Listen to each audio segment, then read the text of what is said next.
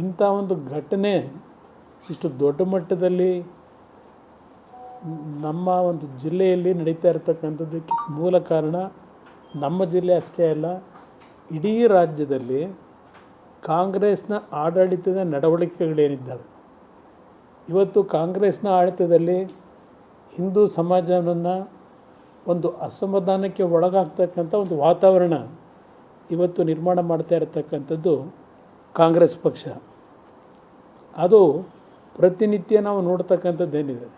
ಇವತ್ತು ಈ ರಾಜ್ಯದಲ್ಲಿ ಕಾಂಗ್ರೆಸ್ ಸರ್ಕಾರ ಬಂದ ನಂತರ ಯಾವೊಂದು ಕಾಂಗ್ರೆಸ್ನ ಆಡಳಿತದಲ್ಲಿ ಒಂದು ರೀತಿಯ ಹಿಂದೂ ಸಮಾಜದಲ್ಲಿ ಒಂದು ದೊಡ್ಡ ಮಟ್ಟದಲ್ಲಿ ಇವತ್ತು ಸಂಘರ್ಷಕ್ಕೆ ಎಡೆ ಮಾಡಿಕೊಡ್ತಕ್ಕಂಥದ್ದಕ್ಕೆ ಪ್ರೇರೇಪಣೆ ಇದೇ ಕಾಂಗ್ರೆಸ್ ಪಕ್ಷದ ಪ್ರೇರೇಪಣೆಗಳಿದೆ.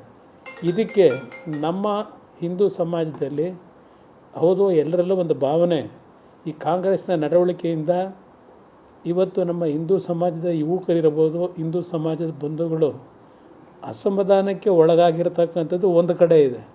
ಇಂಥ ಪರಿಸ್ಥಿತಿನಲ್ಲಿ ಈ ಕಲ್ಲುಗಳನ್ನು ಹೊಡೆಯತಕ್ಕಂಥದ್ದು ಇದರ ಹಿನ್ನೆಲೆ ಒಂದು ಸಂಘರ್ಷಕ್ಕೆ ಈ ಎರಡೂ ಸಮಾಜಗಳನ್ನು ಇವತ್ತು ದೂಡ್ತಕ್ಕಂಥದ್ದೇನಿದೆ, ಇದಕ್ಕೆ ಮೂಲ ಕಾರಣ ಕಾಂಗ್ರೆಸ್ ಪಕ್ಷ ಇದೆ.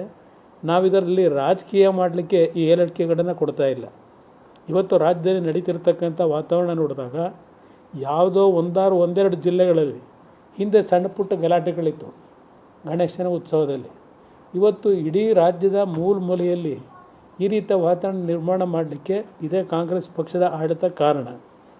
ಇವತ್ತು ಈ ರೀತಿಯ ಒಂದು ಮದ್ದೂರಿನ ಘಟನೆ ಸಾವಿರಾರು ಜನ ಏನು ಸೇರಿದ್ದಾರಲ್ಲಿ ಕಾಂಗ್ರೆಸ್ನ ಪತನಕ್ಕೆ ದಾರಿ ಯಾವ ರೀತಿ ಮೂಡ್ತಾ ಇದೆ ಅಂತಕ್ಕಂಥದ್ದು ಈ ಘಟನೆಯಿಂದ ಆ ಮದ್ದೂರಿನ ಜನತೆ, ಇಡೀ ರಾಜ್ಯದ ಜನತೆಗೆ ಇವತ್ತು ಏನೋ ಒಂದು ಸಂಘರ್ಷಕ್ಕೆ ಒಳಗಾಗಿರ್ತಕ್ಕಂಥದ್ದೇನಿದೆ, ಇವತ್ತು ಅವರ ಪ್ರತಿಭಟನೆ ಏನಿದೆ, ಇದೆಲ್ಲವನ್ನ ನೋಡಿದಾಗ ಕಾಂಗ್ರೆಸ್ ಪಕ್ಷದ ಅವನತಿ ಪ್ರಾರಂಭ ಆಗ್ತಿದೆ ಅಂತಕ್ಕಂಥದ್ದನ್ನು ಕಾಂಗ್ರೆಸ್ನ ನಾಯಕರು ಅರ್ಥ ಮಾಡ್ಕೊಳ್ಳದೇ ಇದ್ದರೆ ಅವರ ಪಕ್ಷದ ಮುಂದಿನ ದಿನಗಳ ಒಂದು ಘಟನೆ ಒಂದು ಸೂಸೈಡಲ್ ಆಗ್ತಕ್ಕಂಥದ್ದು ಅವರ ಈ ಒಂದು ತಪ್ಪುಗಳಿಂದ ಅಂತಕ್ಕಂಥದ್ದನ್ನು ಪತನಕ್ಕೆ ಕಾರಣ ಆಗ್ತಕ್ಕಂಥದ್ದನ್ನು ಅರ್ಥ ಮಾಡ್ಕೊಂಡು ಮುಂದುವರೆದ್ರೆ ಮುಂದಕ್ಕೆ ಸ್ವಲ್ಪ ಉಳ್ಕೋತಾರೆ.